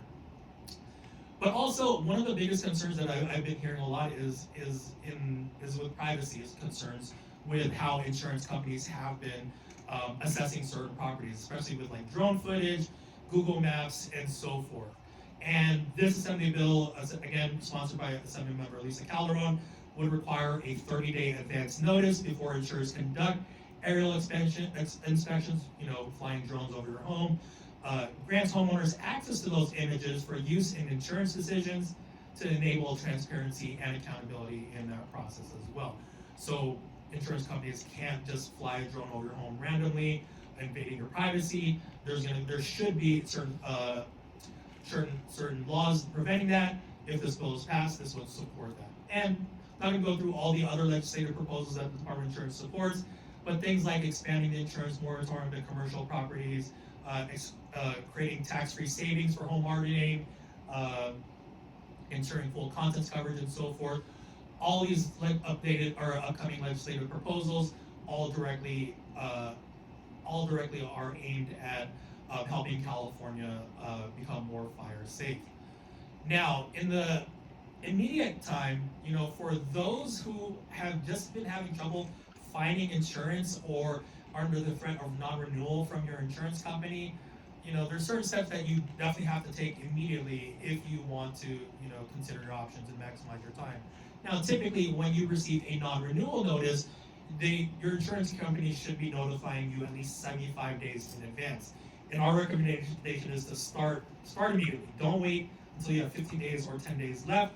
Start making calls to your insurance company, see what steps you can take to mitigate your property, and hope that they would continue with your insurance policy and retain that coverage. If you feel that your non-renewal notice is unfair or they're basing it on solid grounds, give us a call at the Department of Insurance, file a complaint with us, and we can investigate your situation.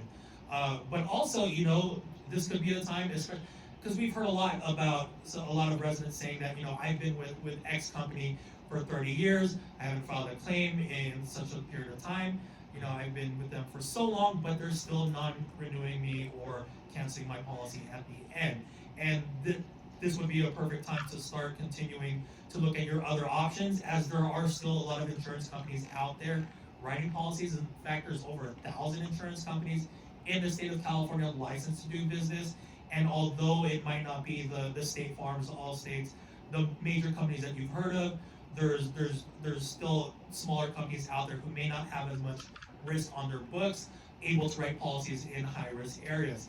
And on our website, there's a search tool that you can use to find insurance companies writing in your area, and maybe go down that list and see which ones can still write those policies. We also have tools for finding agents or brokers, comparing homeowner premiums, finding home insurance and other insurance options, but of course, the FAIR Plan is always an option of last resort. And especially in the real estate industry, where you've got a time frame that you've got to close a home sale, and you're talking to agents and brokers, and no company is providing insurance in that area, the FAIR Plan can be a last resort option to fill those requirements, those insurance requirements for those mortgages. But of course, if you do have to settle for the FAIR Plan, make sure you're continuing to consider your options elsewhere during that time. And then the last point as well is that all builders, like 1,000+ businesses licensed to do insurance business in the state of California, there's also what's called the non-admitted or surplus line market, where companies that don't necessarily meet Prop 103's requirements in the state of California, but they still are licensed to do business and sell insurance. A lot of homeowners where especially the FAIR Plan isn't an option because the limits aren't enough, they'll turn to the non-admitted surplus market. One of the more common ones, I think it's like Lloyd's of London or so forth. They can write policies as well, but because they don't fall under Prop 103, we don't have control over their pricing or their limits, so they can charge a lot higher amounts for that coverage. So all those tools, all those listings, the flyer that I put up earlier, wildfire mitigation tips. If you want to verify if your home is still under that insurance moratorium, you can visit our insurance website at insurance.ca.gov and find all that information there. And of course, we at the Department of Insurance, we are the largest consumer protection agency in the state of California. So in addition to helping restore California's insurance market and provide information on wildfire mitigation, we also handle your consumer complaints with your insurance company. If you're having trouble contacting your insurance company, if they haven't paid out your claim on time, if if they're not, if you don't agree with the settlement that they paid for, give us a call, file a request for assistance. We can investigate on your behalf and file an appeal on your behalf as well.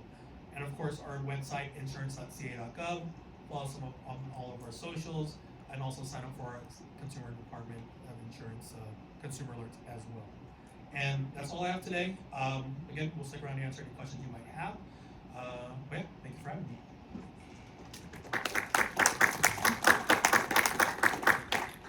I'm overwhelmed with the amount of information, good stuff, so thank you so much.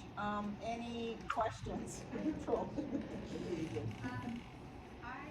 the city of Lombard, and we have multiple housing programs. And within our housing programs, we do have some condo complexes. And what we ran into a huge issue actually. We had a complex where their insurance got dropped, and they went an entire year without any fire insurance, and they couldn't sell any homes. And what happened was they couldn't even get the FAIR Plan because the FAIR Plan had the 20 max, which I'm glad to hear. They were valued at $47 million. But the other problem is it's a 3, so their condo units has 3 units. According to the FAIR Plan, condo complexes are 4 or above. So I'm glad to hear about the 20 million, but is there any talk about the so like if they get dropped again in October, they couldn't even go for the FAIR Plan. So it is 100 million, but there's still a 3-unit structure instead of 4-unit structure. Is there any talk about redefining the definition of a condo unit for the FAIR Plan? So I know that improvements on the FAIR Plan is something that is constant discussion, because oftentimes it's not enough to cover certain areas like HOAs, like certain properties and things like that. So there's always discussion. Is this on? Yeah. There's always, am I? It should be green. If it's on, the light's green. There it goes. But yeah, there's always discussion of improving the FAIR Plan. And to tell you the truth, I wasn't aware that they require at least 4 buildings, because with the changes where it's 20 million per building, that sounds like up to 100 million per location. If they did allow 3 buildings, then that would fit that criteria for those improved Well, things. it's 3 units per building. 3 units per building. Oh, so. So their definition of a condo is 4 units per Uh, building. So we have homes that are, they're one house, one structure, but there's 3 units in it. So it's not defined as a condo, but Yeah. it's not a single family home either. So it falls in this donut hole, so to speak, to where no one will insure, but they can't do the fair plan either. No, you're right. And like I said, so they're always looking to improve the fair plan and make changes to that. But also, like, they don't want it to improve it so that it becomes, again, like the option that everyone should be turning to. So the goal is to get, the open insurance market and all the insurance companies writing policies for condos like that, rather than having to turn to the fair plan. So that's our goal, but they're always looking to improve the fair plan. I can get you in touch with somebody from the fair plan. I'll give you their contact So right information. now they do, like they're okay, they were able to find insurance, but it took them a year. It took all the year. So no homes could be sold for a year, Mm. and if there was a fire, Yeah. like everyone would have been a total loss. Oh, So yeah. that's why, that's just one thing, but the other side, the second part of my question is, as a municipality, when we are trying to, so we get, obviously a lot of people frustrated, they can't sell a house, and we're trying to target the HOA, and we're not getting any traction. Is there anything on the insurance end that you guys know of in ways that there's some type of control, some type of something for the HOAs? Because we were just very, with our hands tied, we were trying to work with the HOAs, but there's no regulations in regards to getting them. So like, I saw those pictures and stuff, they have those beautiful cypresses all over this, complex. So if there was to like try to do fireworks, for example, Yeah, I they know wouldn't be they able to do get it. it. So like, how could we as a municipality, is there any way that we can be encouraging and working with a little bit more the HOAs from the insurance point of view? Is there anything that we can do, or is it just like, Yeah, I mean, it really is dependent on the HOA, unfortunately. Yeah. I was just curious if there's any ideas coming down in the future as they're starting to try to shape, this stuff, if there's anything on that aspect? No, yeah, no, that's a great comment. I wish I had something down the pipeline, but right now there really isn't anything. Just to feed off of what she was talking about with, the 3-unit condo buildings, we have a lot of condominium projects in this county that are all detached. Mhm. Each one is on their own little piece of property, but they have an HOA, and they're considered a condominium, they're structured as a condominium. So, I mean, you probably have 200 units at least just in Santa Paula that are like that. That is a particularly, concerning, definition. And Yeah, what you may want to look at is if you've got, this is a new concept quite a few, 2 decades ago, detached condos because they didn't meet the minimum lot size for a single family. So the city's trying to get more people, but the structure itself is 1 unit. In accordance with the building code, fire codes, that's a single family dwelling. Has nothing to do with the zoning regulations and stuff. 2-unit building is a duplex. It's a single it's a R3 occupancy classification under the building code and the state building code. When you get to 3 or more units, they were considered apartments or a condo, a townhome. It was all considered apartment under the building code for building requirements. But now what the residential code allows is for townhomes, allows you to have more than 2, it's 3 or more units, dwellings in a, what would be considered 1 building, but they do not share more than 2 common walls, and there's ownership from foundation to sky. Those are now considered R3s, but because there's firewalls between them and everything. So that would be something that potentially the fair plan, which is the insurance industry, could look at the state codes, or the state could look at working with them to match the definitions of how they're constructed under the building codes, which provides the proper occupancy separations, fire separations, and components for that. And that's where maybe getting in line with would be helpful. I'm assuming that under the new building code, the home hardening that you're talking about is required, right, under the new building code? Is that a correct assumption? As of 2010, when Chapter 7A of the State Building Code went into effect, all new buildings built after that day in either the state responsibility area or the local area very high zone, or a local wildland urban interface determined by the local agency, we have that, we call it hazardous fire area, they had to comply with the building requirements, and they've changed a little bit over the years. Additions or existing buildings are not required to retrofit. Additions to those buildings that were built prior to 2010, state exempts the addition to that older building, but a lot of jurisdictions are not. They're making the addition portion meet the new code. It's no different. You can't build, just because your building was built years ago and didn't meet earthquake standards, you can't build a new piece to be non-earthquake standards. So we've said the same thing. A lot of jurisdictions are saying, wait, time out. We need to at least make sure the new construction, even if it's part of the old, is still compliant. And in Ventura County, in the unincorporated area, there is a provisions even further that if you are adding on to your building or you're doing major remodels to an existing building, you're required to start retrofitting those pre-2010 buildings using a 10% valuation. It's something, I think, the first jurisdiction in the state of California that has that. But the building codes are, again, 2010, and the new codes go into effect every 3 years. So the new codes were just adopted by the state. The local jurisdictions are going through their amendment process, and will make amendments, and then everything will go adopted in effect beginning of in January.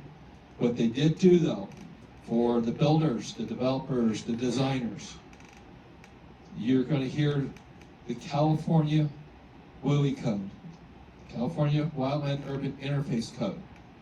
And it looks like the international code, but what they did is they took anything dealing with wildfire building requirements, fire requirements, references to California Code of Regulations. Everything's been pulled out of the building code, residential code, fire code, moved into the new California Wildland Urban Interface Code that goes in effect January 1st. They did not make changes. All they did was moved everything. Now they're going through the cycle to now introduce changes. That was phase 1. So you're going to hear that term, the CWUI code. You're going to need to be referenced to go there to find out what are my building requirements, what are my fire requirements, my landscape, defensible space, the zoning, fire zoning, and all that is now going to be in one location for everyone. It's Title 24, Part 7 of the state building code laws and standards.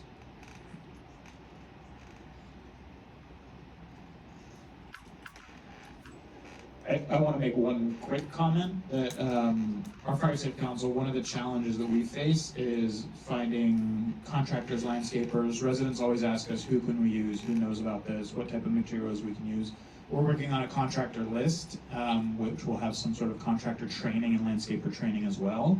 So any contractors, landscapers in the room, or if you know of any, shoot them our way. We want to be talking with them and developing something that we can then provide to residents and give them solid answers of they can go to these sources to get the work done.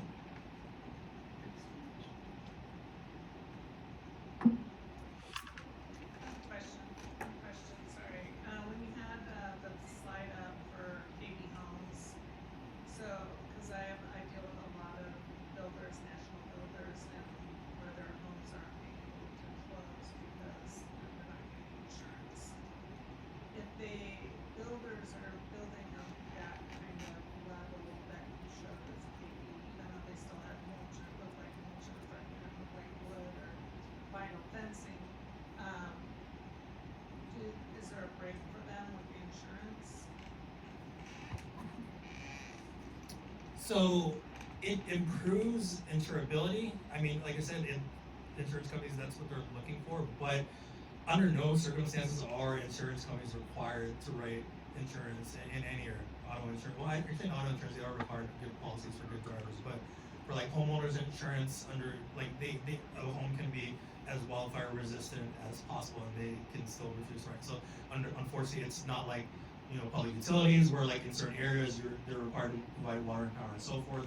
With insurance companies, while it improves insurability, but it doesn't, they're still not required, unfortunately.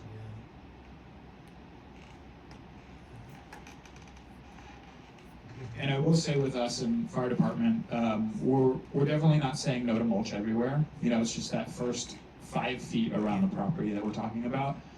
Similarly with vegetation, we don't want moonscaping. We don't want to remove all vegetation. We don't want to remove all oak trees. We don't want to remove all of that. It's just about spacing and where it is. You are going to find out, you made the comment about the oak trees and stuff. Oak trees are very fire resilient. It takes a little bit of something else, either a diseased tree or accumulation of leaves in the tree or hollows in the tree, or other ladder fuels adjacent to the tree or underneath that then get into the tree. But oak trees themselves are really good. The problem you're finding is with advent of technology and everything, the insurance companies are using aerial footage and drones to look at an area and say, oh, you got too much vegetation coverage. They're driving down the street and saying, oh, you're on a hillside, when all it was like a little 10-foot slope to a flat lot. Well, you know, they had some oak trees. I mean, we're getting the calls about it too and everything and stuff. But unfortunately, we can't regulate the insurance companies at that point. We could just give you ideas of what you can do to try to make your property and demonstrate it. I think you already mentioned, you have the ability to appeal those decisions of their score and how they arrange to it, and maybe that's something, instead of them doing it general, you say, hey, here's what we got, here's the photos to prove, what we have and everything. That may assist you, but at the end of the day, unfortunately, it's their decision on whether they want to write a policy. We run into this a lot too, is they want you to clear more than that 100 feet. They want you to clear 200, 300, 400, 500 feet. And it's not even your property. State law, they cannot require clearance off-site of the property. That's in the code. It's in the law. Even though they'll try. Unfortunately, and if they want to go beyond the 100 feet, they're supposed to have a report by an expert, fire expert, to justify that. Now, their answer to that is, well, if you don't want to do it voluntarily, we just won't insure you. So it's sort of a catch-22, but there are some things that try to come back on. They know the law, but again, they're trying to get you to do more than what you really need to do, or what you're capable of doing on that. So, years ago, in a different career, for me, I would work with a list of plant material that was, because I know some are better than others, some you definitely don't want because they're highly flammable. Do you have that on your site? Our department has 2 lists on our website for our jurisdiction, and they've been copied by other jurisdictions and renamed and stuff. We have 2 lists. One is our prohibited plant list. That's the do not plant any new ones. We've made that clarification. This is not to get this list to say, oh, my neighbors have got this, and call us and say, it's on your prohibited list, they gotta go take it out. No, they do not. No new plants or trees that are on this list are to be put into landscaping in the zone, the 100-foot zone. We highly recommend that if you have some of those, to voluntarily remove them. There are some instances where it's just extremely hazard, and depending on where they are, we can require it, but it's not the intent. That was, do not plant these on the prohibited list. Then we have what's called a plant reference guide. It's not an approved list. It's just a reference guide that gives you characteristics of the plants, because one of the critical things is the heights and widths. Because based on the zone, You're only allowed certain heights, and you gotta do spacing based on widths that can be. You can't just do on-center planting. You gotta look at how it's going to grow, and then do your spacing based on that maturity of the canopy or the width of the shrub and everything. You've got to have spacing in the vegetation. Just a carpet of landscape is no longer acceptable. So those are the two lists. On that plant reference guide, it has target hazards. And those are the ones we don't want in zone 1. We don't want them at 30 feet. But some have a parentheses with 50 or 100. It says don't plant them within 50 or 100 feet. But you're going to see lists from jurisdictions up and down the state, throughout the nation, of, hey, this is okay here, we get that. Well, they let you have it up over there. Yeah, that's fine. Maybe it's okay in Northern California, but it's not down here. Well, LA County likes it. It's all different opinions. Our list, we had a fire biologist for the National Park Service assist us with that list. But it is outdated, and it's on the list of things to do to update that. So we're trying to work with the University of California's Cooperative Extension, their agricultural and natural resource people, to help us with that down the road. Hopefully they'll get that done. But the biggest thing is the do not plant, and there's no such thing as fire-resistant vegetation or ignition-resistant vegetation. In fact, the new codes all will refer to as fire-smart landscaping. It's planting stuff that has a lower flammability, has better drought tolerant. But as we've seen in the fires, it will all burn 100%. And you think you're okay, you drive through the neighborhood and you see nothing but torched yards. Some of the houses stood, some had damage, others were destroyed. It all burns under the right conditions. Any other questions? Well, thank you. Thank you, Thank you for having us. Enjoy your day. Prepare your communities.